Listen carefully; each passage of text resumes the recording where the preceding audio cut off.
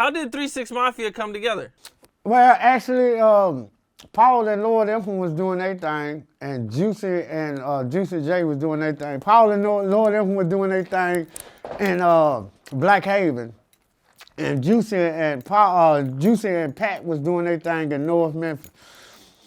And it just got where from our city, you couldn't be from North Memphis and your music would play in South Memphis or play in Orange Mound or play in Black Haven. You get what I'm saying?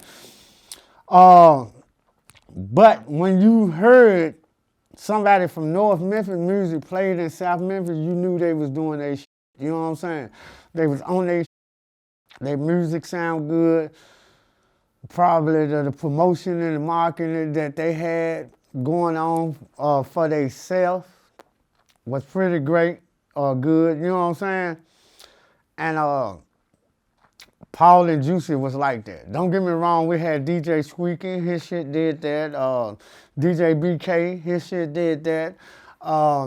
DJ Spanish Fly, his shit did that, you know what I'm saying? There's a lot of DJs music played everywhere because they weren't considered as a neighborhood guy or a hood guy. They was considered as a DJ, someone that can break your music. And I'm gonna say this to all DJs since I'm on DJs, that's your job, nigga. Your job is to break artists' music, not to try to get the extort the artist to give you money to do your job. You know, if you're just a DJ that's running around here to city, I understand that. You're not a DJ that's on the radio, and you're not a DJ that's on television or, you know, some shit like that. I understand you want a nigga to grease your hand. You get what I'm saying? And help you out. But for you to call yourself a DJ and got your hand out begging, and not doing what, you know, music only get sold from the DJ. You'll only be able to, an artist can talk all the shit he want about his music, but the DJ is the person that make the artist's music sell. Nigga, if you want some money, sign a contract and get all the money you can get off an artist, but don't try to extort a motherfucker just because you decide to be the DJ. So if I decide to be the ambulance, should I come and get your ass when you're hurt, or should I just say, hey, you should pay me to come and get you when you get shot in the ass? You get what I'm saying? And if I do that, then I'm wrong. So I'm telling all the DJs right now, nigga, y'all wrong. I ain't talking about the ones who keep it real with the artists, throw them on their mixtapes and their albums that they put out, and the artist give them a 100 song or something good for their album or whatever. And I'm not talking about them DJs. I'm talking about the DJs that say, hey, you need to give me this and that for me to do this and that for you. You know, it's a lot of DJs like it's a lot of rappers. You know what I'm saying? Court DJs, I fuck with them. What's the other one there? That we've been talking to, nerd DJs, I'm fucking with them. You get what I'm saying? There's a lot of DJs that's out there that don't want to hustle, that don't want to get out there like a nigga that's rapping. We have to get out there and work and go city to city and do all we got to do to be an artist and make sure our music meet everybody in every city or every country. Then, nigga, y'all got to do the same shit. You can't prey off us just because you the one that can get us a deal can be able to get us being heard and shit like that. Stop sucking the wrong dick. Put the right dick in your mouth, DJ. Oh, all right. Yeah, I'm gonna tell them like it is. You shouldn't want me on here. You ain't want me on here. You shouldn't have put me on here. That's a lot of shit I be thinking about. I want to say it to. I don't say it to y'all. Want to interview? Nah, it's all good. Okay. It's all good. Okay, just don't mute that part out. Okay. They ass in trouble. There for you, man. I'm a bitch. Did you guys own any clubs? I think I read somewhere you guys owned a club or something back in the day. Yeah, well, Paul owned a club called DJ Paul Playhouse. And then we moved on down to Studio G, which Studio G was something that someone else owned it, but I used to go to that joint every Friday, Saturday, and Sunday and juke in that joint. And it's like in the projects by the hood. It's really downtown on Beale Street, but you know, we got the projects around there. And that joint was pretty crunk. And we used to always go in there and act a damn fool. You get what I'm saying? But Paul had a club called Paul's Playhouse. We got that from Pee Wee's Playhouse, Pee Wee Herman. Yeah. Oh, okay. Yep. Yeah, so we just called it a little club. It was like in South Memphis, on 3rd on Airways in South Memphis in a little cut. So we called it Paul's Playhouse. It was off the chain. That shit used to be like the highlight of our whole night for that day. You know what I'm saying? Like, nigga, we going to Paul's Playhouse. And then everybody used to come. Like, everybody used to come. That bitch used to be jumping. But he the only one had a club that we can actually say that we had a club now. If you heard it through the grapevine, it was his club. It wasn't all our club, but it's probably seemed like it. But it was Paul's Playhouse. Okay. How'd you get your name? Crunchy Black, being blacker than the next black dude. I was so black, I looked like I was crunchy black. But it was good. I liked it to be Crunchy Black. Crunchy Black, that nigga, that name right there, them did a lot for a young brother. A young black brother. But I got that name being in the projects in North Memphis and Scutterfield. People used to come to the projects and holler, black! And there was 2 blacks over there. Now, don't get me wrong, there probably was like 4, 5 blacks, but we was the only blacks that were really known over there. He sold weed.